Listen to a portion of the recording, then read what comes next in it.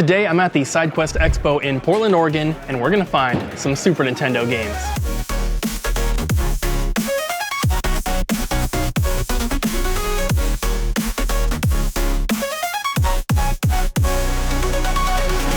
We just got our booth set up.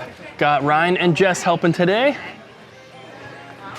And we have, I think, about half an hour until it opens. So I'm gonna walk around a little bit and see if we can spot anything that's on our list. We are getting so close to finishing the set, and there's gotta be at least one game in this place that we do not have.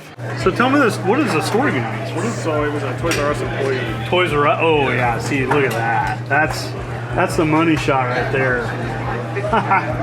That's great. Bowser.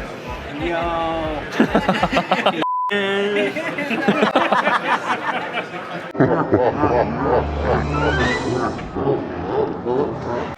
Got some bangers in here. Some for display only. Those are pretty cool. Maybe I'll pick up the Mario RPG one. We got some good titles in here, but of course it's nothing on the list. Maybe they have a cartridge that we need. And no.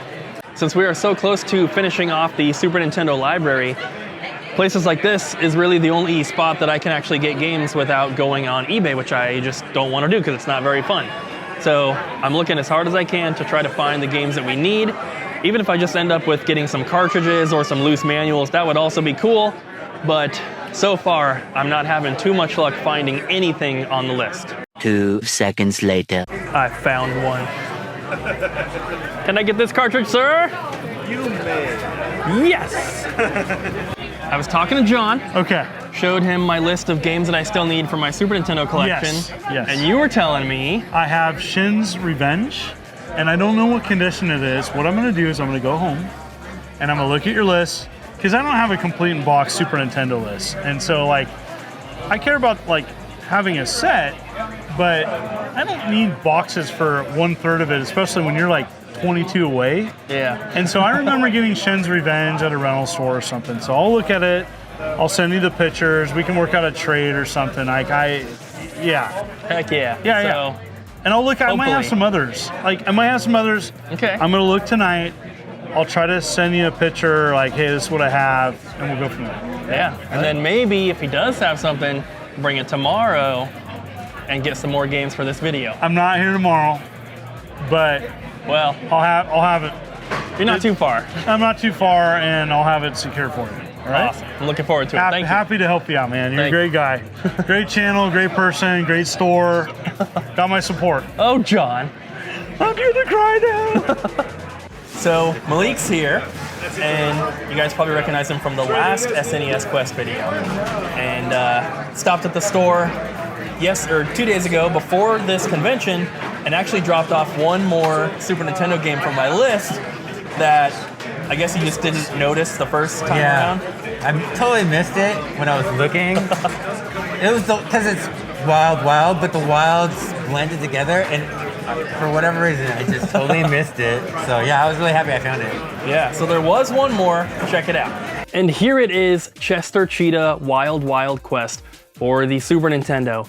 This is the second of the Chester Cheetah games that I needed for the collection. I got the other one a little while ago, and like every other Super Nintendo game still on the list, this game has been impossible for me to find, but I finally got it, and I'm glad that I got it from Malik as well, because not only is most of his stuff in pretty good condition, but his prices are super fair, and I couldn't be happier with it. It's not like perfect, of course, but it is in probably better than average condition. The only thing is that it may be extremely slightly sun faded on the front. It's kind of hard to tell because I don't have another one to compare it to, but overall it's complete and I'm super happy with it. So shout out to Malik. Josh? Yes. What is this? What is that? What is this? Redline F1 Racer? I don't know. It's a game.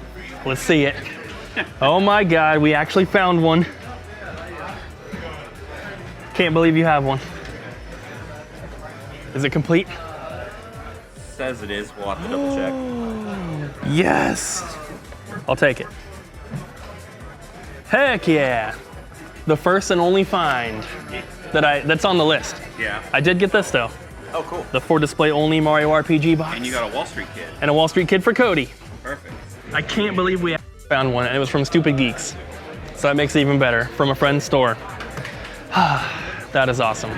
So we actually did it, guys. We found one game that was on our list, Redline F1 Racer. I have never seen this box in person.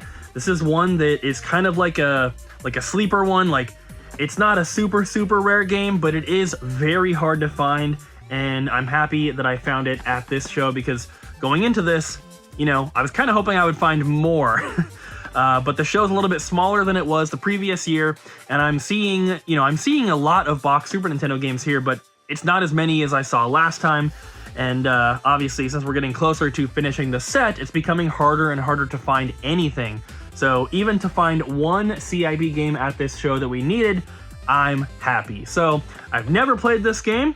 Let's check it out. So Redline F1 Racer is kind of a just generic racing game. It's not bad, but it's not super fun either.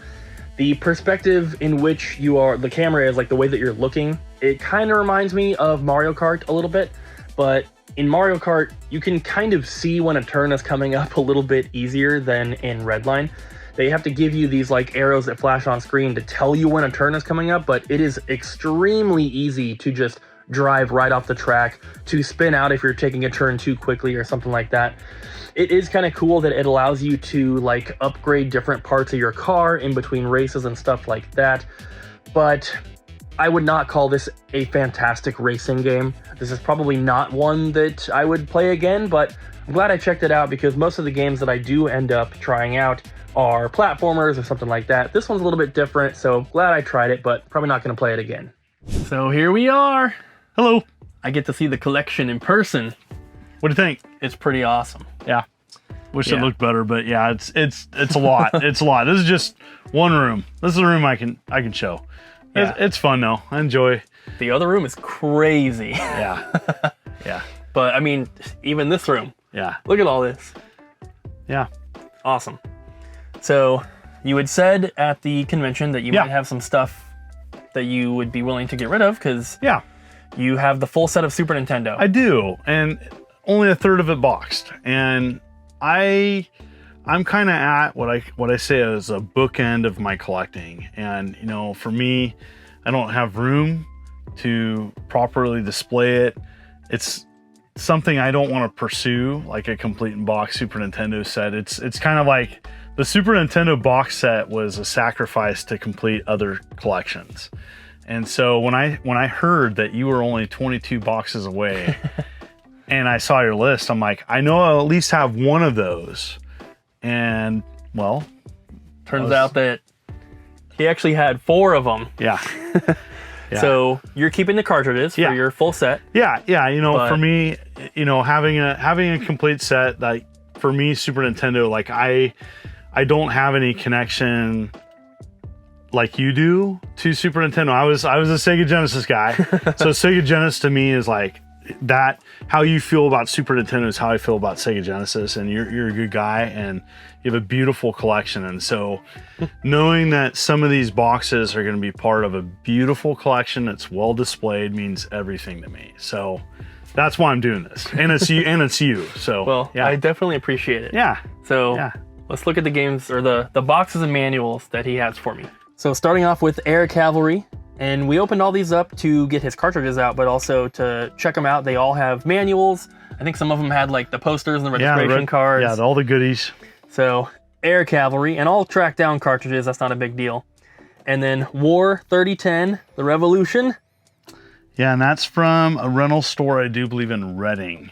Nice. And my Ray's, I think it's Ray's was the name of it. Mm-hmm. And it was, my buddy worked there, but I've had that in my collection a long time. And the cartridge, by the way, matches. It has the same sticker on it, 166. The same like rental sticker. Yeah, in fact, I might have it right here. I think this is the one we took out in the other room. Yeah, anyways, so the cartridge has 166 on it, which is, that's cool. Going to tell you like that was the 166 Super Nintendo game that rental store had. The next one is Sheehan's Revenge, and if you guys saw the last episode of the SNES Quest, this is the one we found at the Washington State Gaming Expo that we passed on because the condition was just not great, but this one is beautiful. Thank you. And I think it's important to note that like the reason why it's still in good shape is I've had this in a protector for probably 20 years. Yeah. So I actually replaced the protector because the other one was like getting yellowed. But it's really important.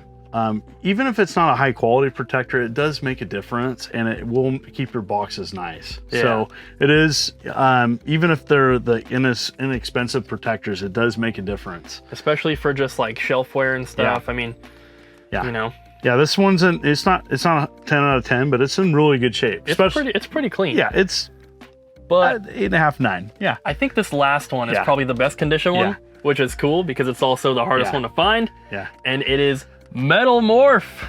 Yeah. Yes. That's cool. This one is so hard to find. I was actually showing my list at the expo to another collector, and he's like, "Oh, Metal Morph, that's probably going to be one of your last ones. That one's so hard to find." And here it is. Yeah.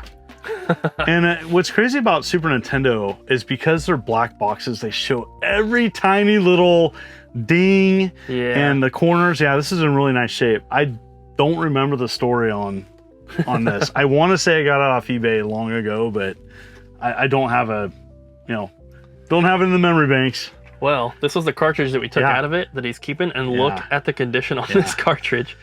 This is like about as mint as you can get. Yeah. Which is super awesome. Really, it was really good shape. I want to say I got it off eBay, and it was a good deal. So that's awesome. Well, thank you so much. Yeah. These plus the two that I got over the past few days. Absolutely. We're getting pretty low. Yeah. Well, you're gonna get there. You're a mega collector and a good friend, and I'm happy that it's joining your mega Nintendo collection. Thank you so much. So here we are. Back in the game room, got the boxes and manuals here that I got from John. Can't play any of these right now because, of course, I didn't get the cartridges, but I'll track them down.